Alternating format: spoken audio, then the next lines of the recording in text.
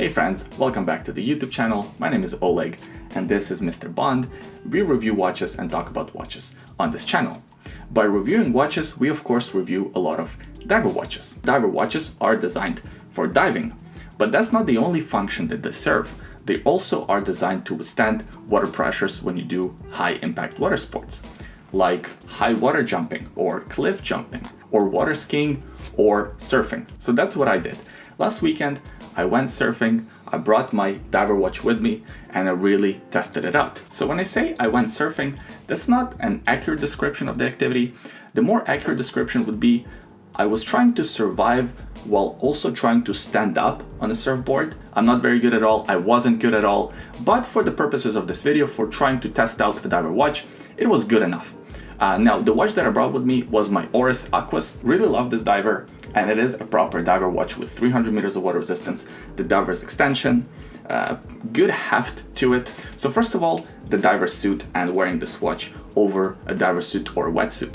I've never done that before. I did wear a wetsuit many times before, but I never actually worn a watch over it, and that was an interesting experience. Most serious diver watches would have something called a diver's extension. This Oris Aquas, of course, has one.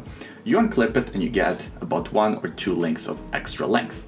That worked out pretty well. The watch fit over the wetsuit like a glove, and overall it felt pretty good and secure on the wrist over the wetsuit. However, I did run into some problems with the bracelet length when I was trying to put a watch over my wetsuit and a glove.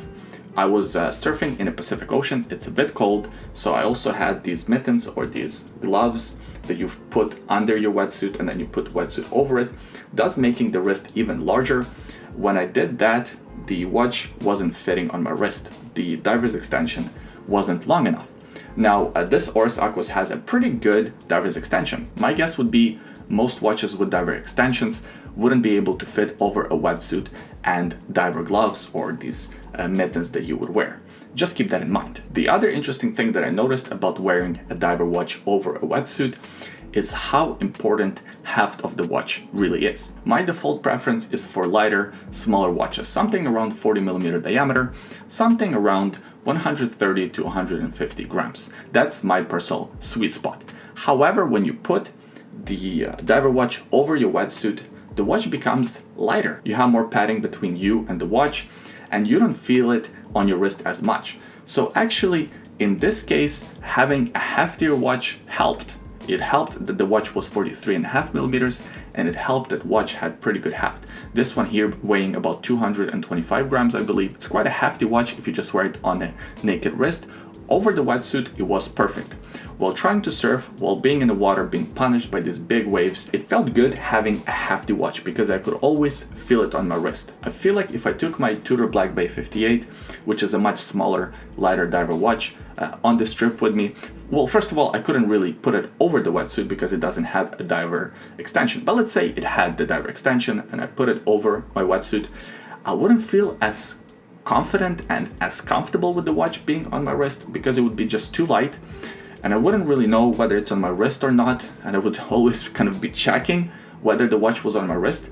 This way, the watch having a little bit more heft, it actually played in its advantage versus its disadvantage. That was kind of a surprising part for me. Speaking about the confidence on the wrist and how confident you feel with the watch on your wrist, I would prefer this watch having a safety latch versus just these two pushers. The watch performed well, it didn't slide off, I didn't lose it, of course, it's still here. But I always had that at the back of my mind. If it had the clasp with a fold-over mechanism, I would feel a lot safer. Here, I was always kind of worried that one of these pushers or both of these pushers would be pressed by accident and the watch would slip off and I would lose it forever. So for the peace of mind, for my ideal diver watch, if I actually went diving, if I was doing surfing on a more regular basis, I would want a watch with a lot of heft, with proper diver's extension and a more secure clasp with a safety fold-over mechanism. That would be the ideal watch for sporting activities. A couple of other things that I think are a must for a proper diver watch, a watch that you're gonna do sporting activities in, on top of all the other things that I mentioned, are a sapphire crystal and this ceramic bezel. Without those two elements, I don't think I would be as confident with this watch in rough waters. First of all, the sapphire crystal, it's anti-scratch, it's very difficult to scratch it. So I felt confident taking the watch in the water. Secondly, the ceramic bezel, very difficult to scratch. So again, I felt pretty confident taking this watch in the water, having it in sand, things like that. It was totally fine. It was nice to have the diver bezel, the timing bezel, so you could tell how long I've been in the water at one glance. That was actually helpful. Of course, you shouldn't be operating the crown in the water or anywhere near the water.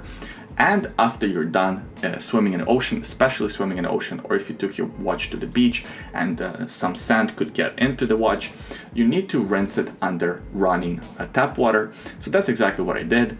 Also, some sand actually got into the mechanism of the clasp, so you have to keep an eye on that as well. So it's not just the bezel that you need to rotate, you also need to open and close the clasp a few times to get all that sand out. And I still feel like there's a little bit of sand trapped under there, but overall it still closes and it still feels very secure. The last thing I'll mention about this watch specifically is how I was wrong in my initial review of this watch. So I owned it now for about a year and a half. And in the initial review, I talked about how it has a lot of polished edges, especially on the sides of the bracelet. The outer links are polished and the middle links are done in brushing. Also, there are quite a few polished edges on the case. So I was afraid with my wear, I wear my watches very rough. I'm not babying them. I'm really pushing them to the limits and, you know, enjoying the watch. This one didn't scratch. It doesn't have many micro scratches. It looks pretty good. It looks like it's pretty much in a pristine condition, except for the clasp, but that's very regular. So overall, this Oris, the design of it, I don't know how they achieved it, but the polished parts don't really get scratched as easily as you would assume. So that's it, that's the video, that's my experience with taking a diver watch and really testing it as it meant to be tested, and also kind of a follow-up mini review to Oris Aquas 43mm specifically. I hope you enjoyed this video. If you did, please give it a thumbs up, subscribe to the YouTube channel, we release new videos every week, and leave a comment in the comment section below. Let me know if you ever tested your diver watch. Have you gone diving with it? Have you done any rough sporting activities like cliff diving or water skiing or surfing? Any of these activities, leave all those thoughts below. I always enjoy reading your comments, and today on the wrist, I'm wearing my Omega Seamaster. I did a full review of this watch, as well as why this watch is the most worn watch in my collection. Both of those videos will be linked in the description below. Also, in the description below, there are a couple of other links. The first link is a secret link, have a look if you're curious. The second link is a link to bondnativstraps.com if you're looking for a great quality native strap and want to support this YouTube channel at the same time. Buying one of these native straps is a great way to do so. Thanks for watching this video. I hope you enjoyed it. I hope you had fun, and I'll see you guys next time. Bye. Good boy. Good boy. Oh, yeah. You guys look exceptionally green today. Did you do something different? Did you do something different with your eyes?